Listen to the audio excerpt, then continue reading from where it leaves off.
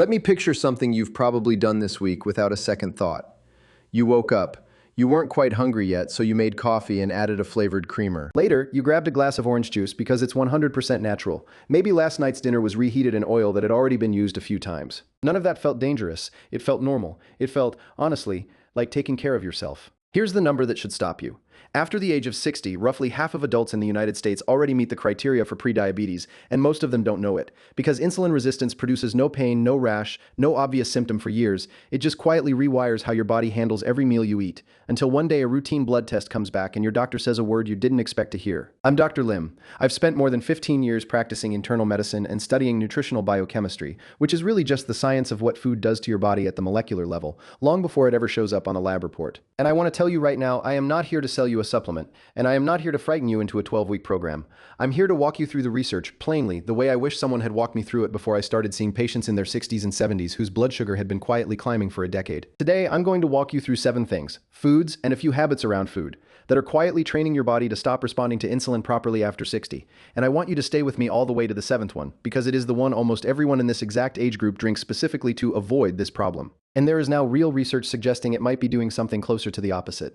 If you've ever reached for it thinking at least this one is safe, you need to hear what comes at the end of this list. Let me give you 60 seconds on what's actually happening inside you, because once you understand the mechanism, every item on this list will make sense instantly. Picture your pancreas as a small, quiet factory, tucked behind your stomach, working around the clock. Every time you eat, especially anything with carbohydrate in it, your blood sugar rises, and that factory releases insulin, a hormone whose entire job is to act like a key. It travels through your bloodstream, finds the locks on the surface of your muscle cells, your fat cells, your liver cells, and it unlocks the door so sugar can move out of your blood and into those cells where it's actually used for energy. That's the whole system, working correctly. Insulin resistance is what happens when those locks start to jam. The key still shows up, but the door doesn't open as easily anymore. So your pancreas, that same quiet factory, does the only thing it knows how to do. It works harder. It produces more insulin, trying to force the same result. For a while, that compensation actually hides the problem. Your blood sugar numbers can look almost normal because your pancreas is quietly shouting to get the same job done that it used to do with a whisper. That's why insulin resistance can run for years, sometimes over a decade, before a fasting glucose test ever flags it.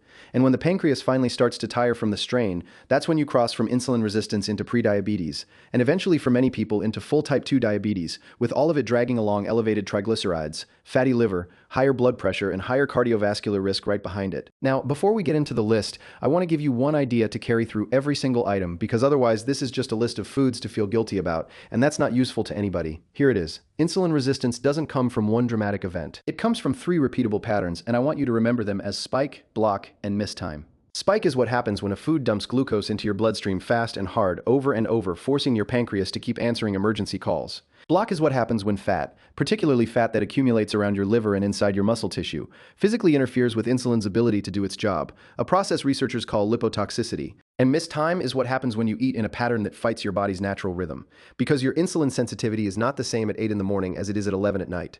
Your muscles are measurably less responsive to insulin late in the evening, a finding that's been shown in human chrononutrition research, not just animal studies. Spike, block, miss time. Keep those 3 words in mind because every single item on this list drives at least one of them. And here's where I'll be honest with you about where I come from.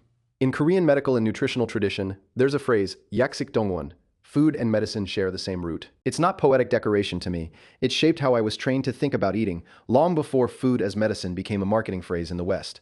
The traditional Korean meal was never built around one large plate of one thing. It was rice, yes, but rice surrounded by small dishes, vegetables, fermented sides, a little protein, so that no single food ever hit your bloodstream alone. I'll come back to that because it matters more than people realize. But let me be equally honest with you up front. I am not going to tell you something is safer just because it's Korean or traditional. Some of Korea's most beloved fermented foods carry real sodium loads that matter enormously for blood pressure and kidney health. I'll flag it plainly when that's true. This isn't about East versus West. It's about biochemistry. Let's start the list. Number 1, bottled fruit juice and the smoothies that get built around it. I know this one stings a little because juice has spent decades marketed as the healthy morning choice. Vitamin C, no added sugar, 100% fruit. Here's why it earns the very first slot on a list about insulin resistance.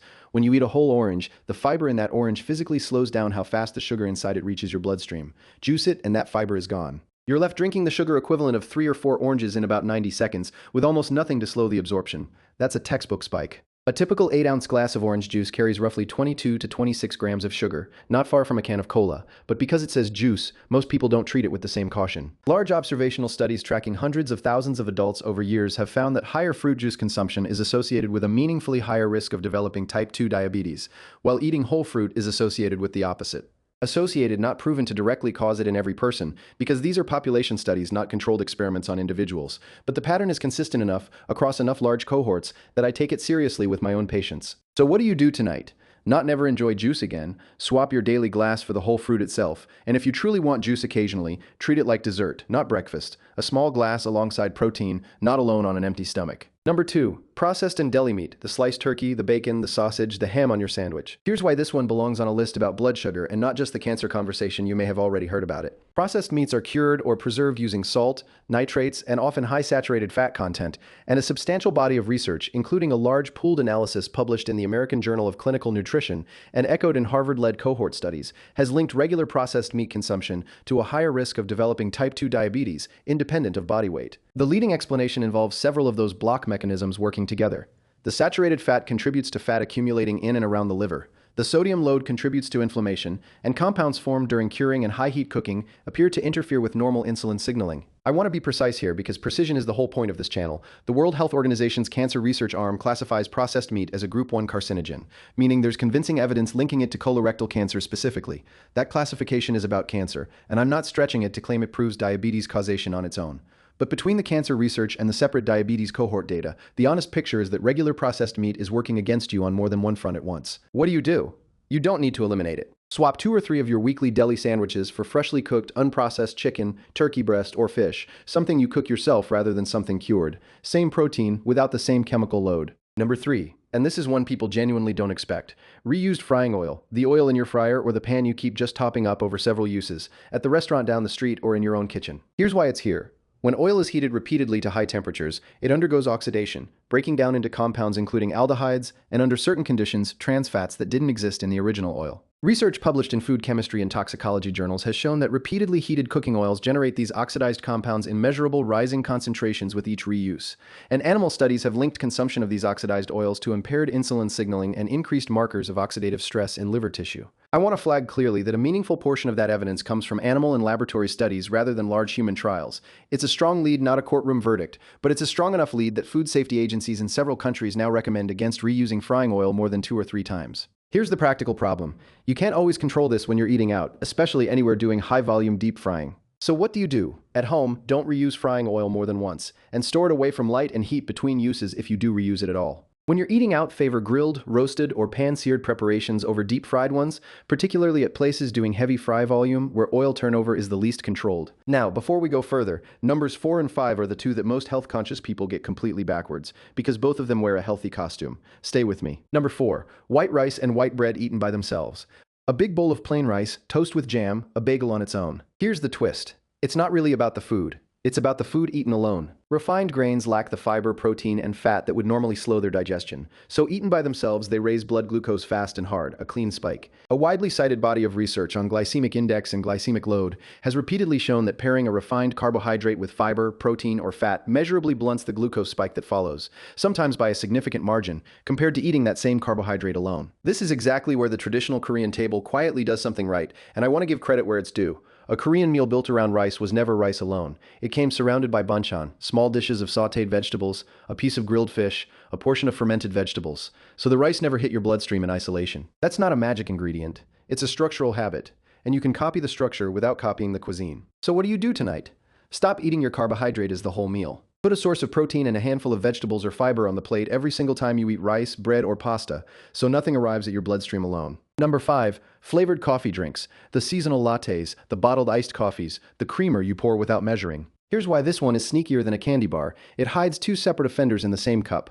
Many popular flavored coffee drinks carry 35 to 50 grams of added sugar in a single serving, more than a can of soda, while many powdered and liquid creamers still contain partially hydrogenated oils, meaning trans fats, even on products labeled 0 grams trans fat. You're combining a sugar spike with a fat that's specifically been shown, in both cohort studies and randomized trials, to worsen insulin sensitivity more than other fats do, even in small amounts. That's a spike and a block happening in the same cup, every single morning, and because it's just coffee, it rarely gets counted the way a dessert would. What do? Order or make your coffee plain and add whole milk, unsweetened plant milk, or a small amount of real cream. And if you want sweetness, add it yourself in a measured, modest amount, rather than accepting whatever a syrup pump or a powdered creamer decided for you. Number 6. The large, late dinner. The habit of eating your biggest meal of the day after 7 or 8 in the evening, then heading to bed a few hours later. This is where mistime takes over as the main actor.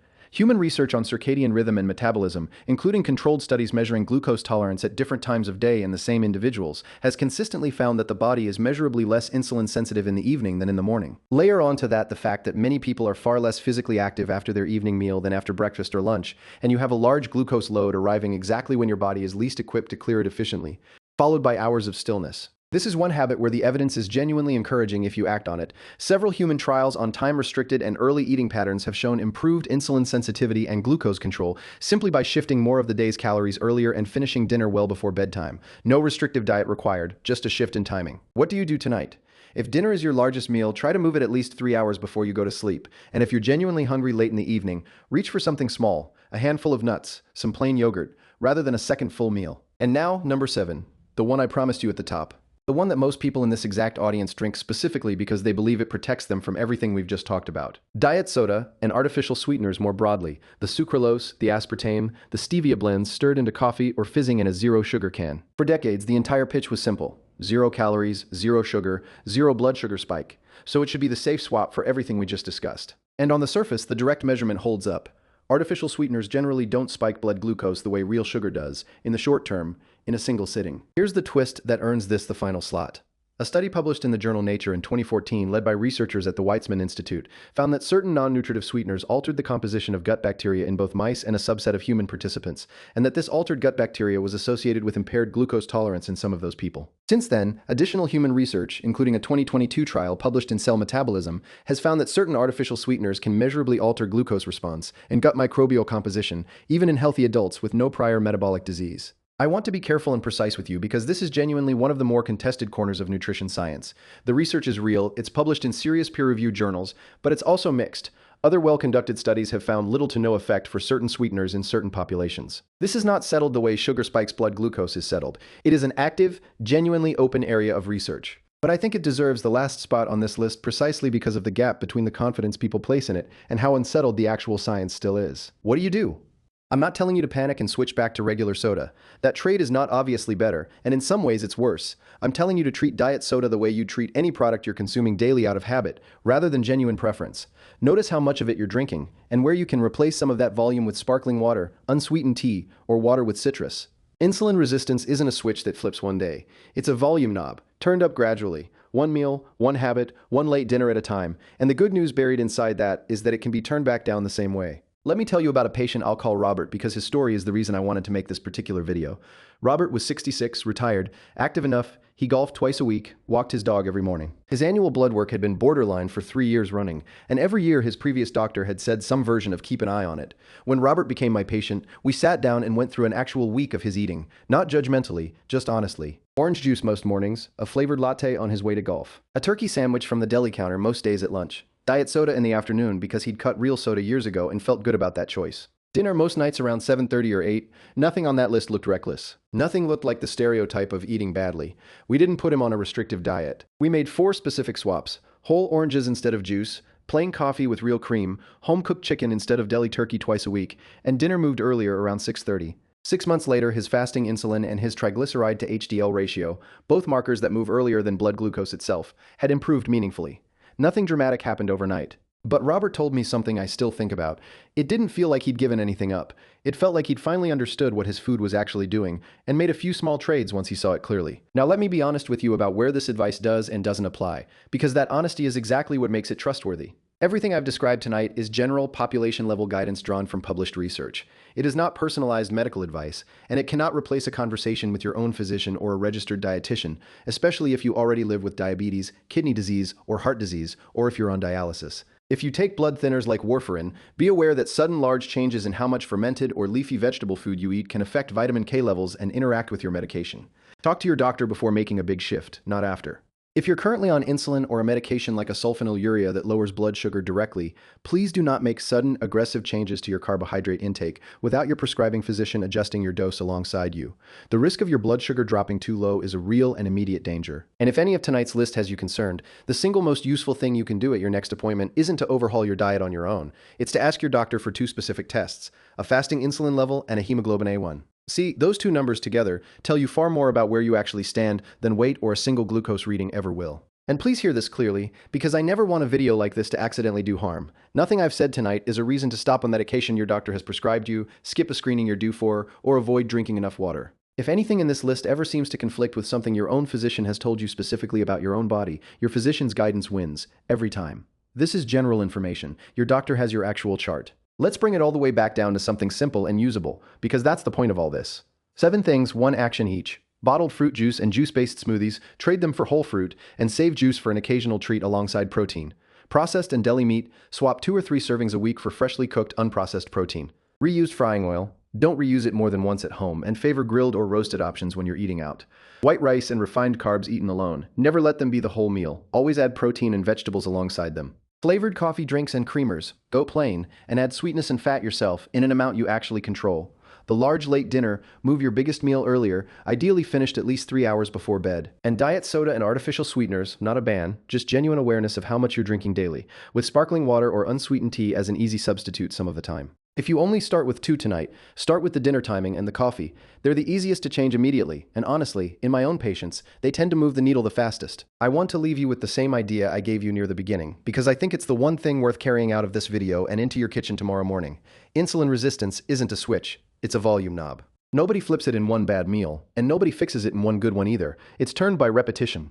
The same juice, the same late dinner, the same creamer, meal after meal, year after year. Which means the reverse is just as true. You turn it back down the same quiet way, one swap, repeated, until it's simply how you eat. If you made it all the way here, I'd genuinely like to know, which of these 7 surprised you the most? Was it the diet soda, or was it the oil? Tell me in the comments. I read every single one, and it shapes what I choose to cover next. If this kind of honest, sourced information about aging well after 60 is useful to you, consider subscribing. That's the entire promise of this channel. Nothing more dramatic than that. And if someone in your life drinks their coffee the same way every single morning without a second thought, this is the 10-second version of a conversation that could genuinely change something for them. Send it their way. Next week, I want to show you the 5 everyday drinks that are quietly raising your blood pressure, and at least one of them is sitting in almost everyone's refrigerator right now. I'll see you then.